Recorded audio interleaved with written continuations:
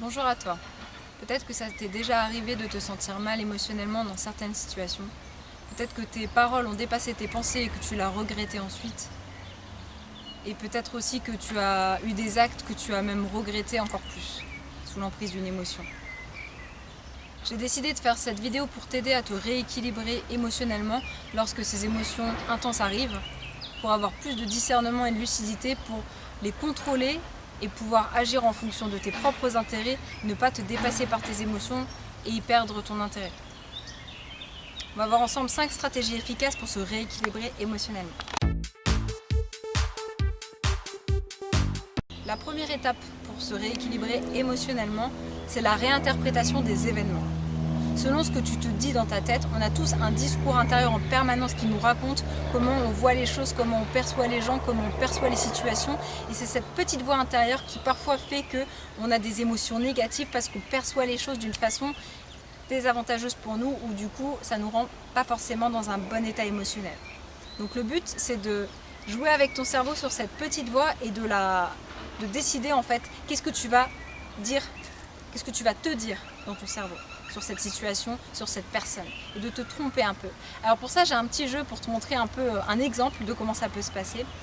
Je t'invite à prendre une situation qui t'effraie où tu éprouves de la gêne, où tu n'es pas à l'aise, que tu ne veux pas vivre mais que tu vas vivre, peut-être au travail, peut-être de fait de prendre la parole en public, peut-être par rapport à un collègue ou une collègue avec qui c'est compliqué au niveau relationnel, et d'imaginer bien cette personne et cette situation, et de te poser un instant en fermant les yeux et d'imaginer cette personne dans cette situation comme un clown.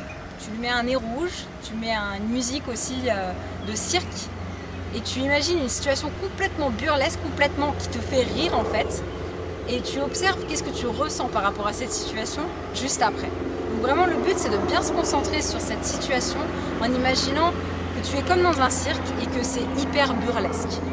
Déjà tu vas observer que ça coupe prise tout de suite à toute émotion négative dans l'appréhension de cette situation. Parce que tu l'imagines de telle sorte et tu mets ta petite voix en fait à alimenter toutes ces informations burlesques, etc. Du coup tu n'as plus d'appréhension d'avoir peur parce que tu imagines les choses de façon fun, drôle et complètement folle en fait. Donc le but c'est quand tu as peur de quelque chose, c'est de rire. Car le cerveau ne peut pas rire et avoir peur en même temps. Le rire va court-circuiter la peur. Donc le but c'est d'interpréter les événements quand ça te fait peur ou que ça te rend triste ou que ça te rend en colère, c'est de rire. Ça désamorce tout de suite les émotions négatives et de réinterpréter les événements d'une façon qui te correspond et qui va te servir, va permettre d'avoir le dessus dans la situation et de bien la vivre et de bien l'appréhender. La deuxième étape pour se rééquilibrer émotionnellement, c'est d'exprimer ses émotions. C'est de mettre des mots sur les mots MAUX. Alors vous pouvez de deux façons. Vous pouvez à l'oral exprimer vos émotions, que ce soit avec un ami, quelqu'un de votre famille ou avec même un collègue, et cela peut être aussi à l'écrit. C'est connu que de jeter les émotions négatives sur papier libère émotionnellement et permet de se rééquilibrer ensuite. Donc je vous invite vraiment à vous débarrasser de vos émotions en les sortant de vous par le biais de la parole ou par le biais de l'écriture. Déjà ça désamorcera l'impact qu'elles ont sur vous et ça va vous donner plus de lucidité dans les choix que vous allez faire pour agir et pour peut-être changer les choses à votre avantage. La troisième étape pour se rééquilibrer émotionnellement, c'est retrouver sa lucidité face à l'émotion. Vous n'êtes pas votre émotion. Elle passe par vous comme un train va transiter dans une gare, mais elle n'est pas vous.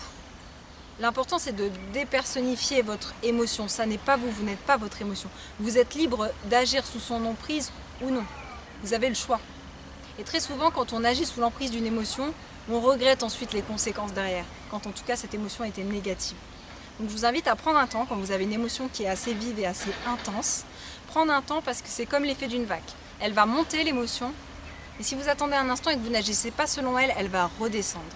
Et quand elle va redescendre au moment précis du creux de la vague, là vous allez retrouver toute votre lucidité pour discerner pourquoi vous ressentez ça, qu'est-ce que vous pouvez faire pour tourner les choses à votre avantage de façon sereine et calme.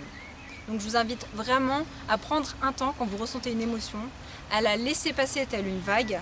Et une fois que vous avez une émotion qui est beaucoup plus modérée, à un niveau d'intensité plus bas, là à ce moment-là, vous pouvez réfléchir à ce que vous voulez faire ou décider de penser ou d'agir.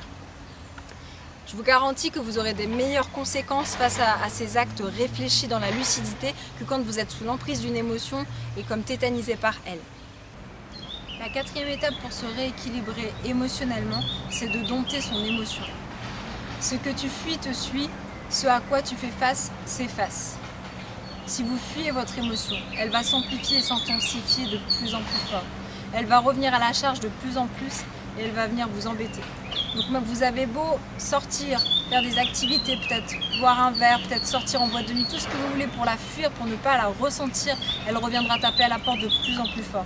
Ce que je vous conseille de faire, c'est de lui faire face, de la comprendre, de la mettre sur papier et de voir qu'est-ce que vous avez besoin derrière cette émotion.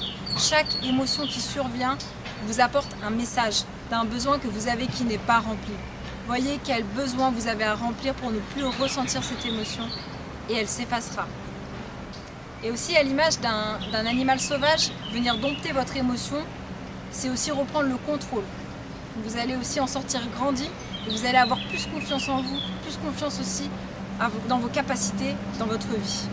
Donc je vous invite vraiment à prendre du recul et à dompter votre émotion pour ne plus subir ce qu'elle provoque en vous, mais plutôt dicter vous-même ce que vous voulez faire avec cette émotion, la transformer. La cinquième et dernière étape pour se rééquilibrer émotionnellement, c'est la respiration.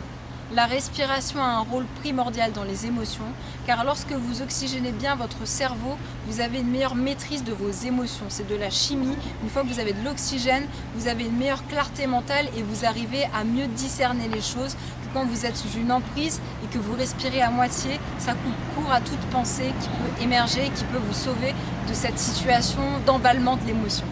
Donc je vous invite à commencer la cohérence cardiaque ou la relaxation, même le yoga, toutes sortes de disciplines où la respiration profonde est au centre pour reprendre le contrôle sur ce que vous ressentez dans votre corps. Reprendre le contrôle aussi de votre corps par rapport à ce qui passe par vous, par rapport au fait de mieux le connaître. Voilà. En Asie, vous voyez, dès la maternelle, on apprend aux enfants à respirer en 4 temps. C'est-à-dire, ils inspirent, ils bloquent et ils expirent. 1, 2, 3, 4. Nous, en Occident, on a pour habitude de respirer en mode instinct de survie, on n'y pense même pas en fait. Donc on respire. Donc 1, 2, 1, 2, 1, 2, 1, 2. Donc là, c'est très court. Donc dans ce laps de temps, on n'oxygène pas forcément bien notre cerveau. Et lorsqu'une émotion est vive et intense, on a besoin d'avoir tout notre potentiel pour y faire face, pour voir, et toute notre clairvoyance pour y faire face de façon lucide pour que ça nous, pour s'en servir de cette émotion et ne plus la subir en fait. Donc de reprendre le contrôle par la respiration profonde, ça va vous apporter du calme, de la sérénité et vous allez mieux la gérer. Je vous souhaite tout le succès que vous méritez et on se retrouve tout de suite dans une prochaine vidéo. Et n'oubliez pas de la liker et de la partager si ça peut aider quelqu'un que vous connaissez. A tout de suite.